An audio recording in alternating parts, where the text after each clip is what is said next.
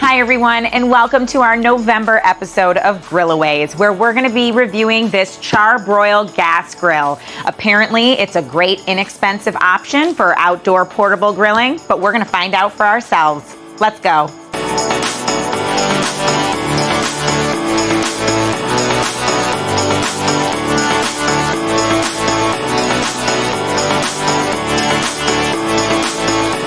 All right, so we're getting ready to build this thing. Definitely more parts and pieces than I would like for a portable grill compared to what's available on the market. We do have a checklist here of all the parts and pieces that you should have. It's actually a little bit confusing. Some of the parts and pieces are already connected, like this piece that's already connected here. There's also a warning inside that says if your grill is not heating up or getting hot enough for you, chances are there are spiders and spider nests that have burrowed in this particular piece right here. So keep that in mind. Something I would have been much better off never knowing. You would think that the heat would burn them and their nests, but anyway. And then on here as well, it shows that you should have these parts and pieces that are actually already hooked to the hood. So pay attention to that as you're building your grill, and we will get into the instructions here and get this baby working.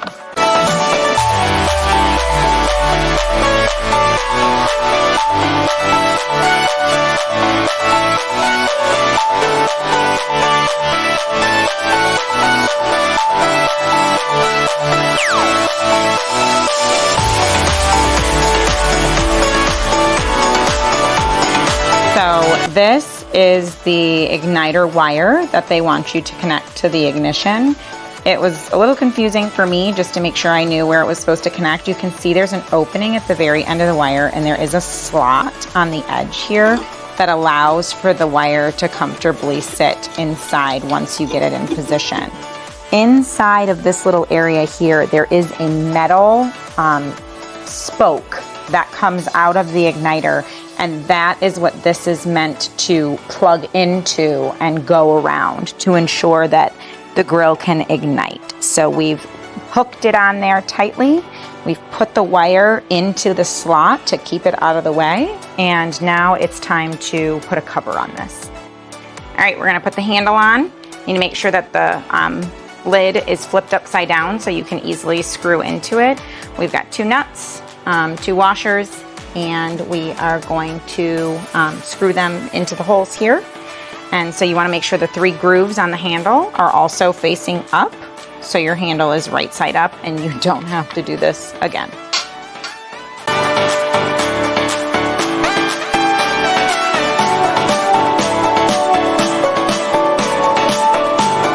It's time to line our hood that we already got the handle onto. Put those pieces in there.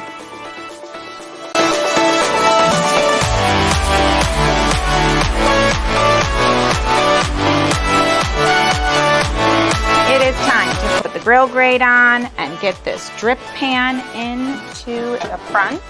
So this grate actually has this side sliding in from the front, which is very different from other grills. Oftentimes the drip pan slides in from the back, but it slides in nicely there to catch any grease.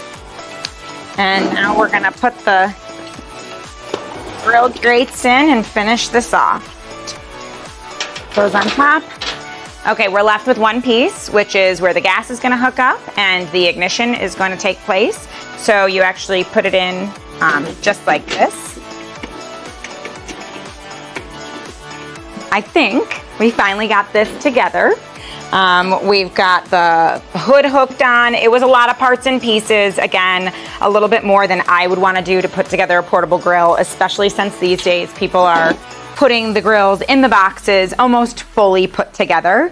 I will say that the igniter coil needing to plug into the actual ignition was something that I didn't want to get wrong, and also something that didn't seem incredibly clear when I was going through the directions. And the other thing is actually putting the valve on There is a dimple. It does show you've got to line up the red line with the dimple in order to get it in and turn it at 90 degrees. But as you can see, this is very flimsy. It makes me nervous. I think that they want it to be flexible so you can hook the gas up right here. But as it moves, if you move it in the wrong direction, it can slide right out. They say it must engage with the dimple, which it does. And they want you to turn it 90 degrees so that way it's on the opposite side and can't pull out. But while you're grilling, you could very easily move that and have this completely fall out. So we're gonna attach our gas here once it's at 90 degrees. And once your gas is in, if it's leaning against a table, it can't necessarily move as much as it would without it. But again, not a feature I like at all. And this is where you turn it on. Just feels a little not safe. All right, so this grill took us over 30 minutes to put together. This makes me incredibly nervous. We just lit it for the first time and it lit. So we did something right. We're hoping that it heats up. This is very, very finicky. Once you've got to push it down to turn it on, the gas comes out strong right away. And then you're hitting this igniter switch. Everything about this area of the grill feels unsafe. In order to turn it off, it almost feels like it gets stuck in position unless you push it down and actually get it to that off or locked position. So probably my least favorite igniter switch on any grill I've ever used in my life.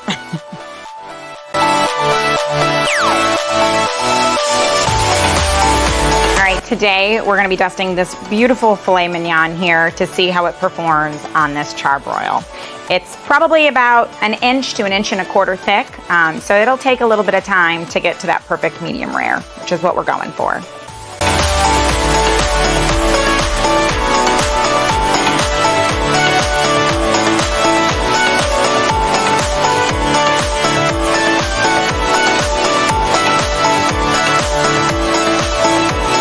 All right, our grill is nice and heated. We're gonna throw this dusted filet right on the grate there. You can already see some flames coming up. It was oiled. Hopefully it won't get too smoky in here. Because it's such a thick steak, I am probably gonna shut the lid and let it cook for a few minutes on each side. Okay. We're just gonna turn this. Starting to get some nice brown marks on it. We'll leave it here for probably another 4 minutes. Few grill marks. We're gonna turn it on its side. So the other thing about this grill is that I didn't even think about it because so many grills are pre-seasoned these days, or they are cast iron grates or skillets that it keeps things from sticking. But you can see, while it's not totally sticking, it is pulling off some of the seasoning, and it probably needed maybe a little bit of oil or something before we got started. On the grill itself. Now I oiled the steak, which is probably what's saving it from really sticking. But if I had chicken or something that I would have put on here, especially if I put the chicken on before the grill was really hot, I bet that would have stuck to the grates and we would have had a bit of a mess to clean up. So you can see what I was talking about with the grains of the seasoning still showing on the outside. Typically that is not how our seasoning acts on a grill, but we're just trying to get the heat source we need here.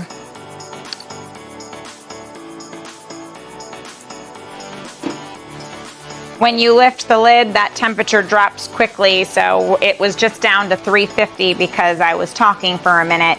We're gonna let it heat back up again, but definitely suggest you keep this lid closed if you want your burgers or steaks or chicken or dogs to cook properly. All right, we got it off. It has cracked a bit because, like I said, it was sinking into those grill grates, and it got a few lines, nothing like what I would look for on a steak, but we're gonna let it rest for a minute and see how it turns out. There is a little bit on the grates, not a ton, stuck more than I'd like for it to have, and took a little bit of the seasoning off. But regardless, the flames are coming up in the end, and I am gonna get this thing turned off as soon as possible because, like I said, this propane area does make me a bit nervous. You can also see there's a lot of spotting on the inside, as well as on the cover here. at the front, and that is not from our steak or our oiling, so I'm not necessarily sure exactly where that's coming from, but there's no way we got that much spatter that's come on the outside of the grill. And you really do need to be careful, not that anyone's going around touching the grill, but this thing's metal, so you've got one handle to touch here. So we're gonna see how this char-broil performed with cooking this gorgeous filet. And honestly, it's a beautiful cook. So it didn't heat up that nicely for me. It's like a perfect medium, probably medium rare in the center. And it's cooked all the way pink through to the edges. Honestly, it looks like it was almost cooked in an oven, because sometimes when you do char grill a steak on the grill, it has that seared charred mark on the outside where it's a lot pinker in the center and more cooked on the outside.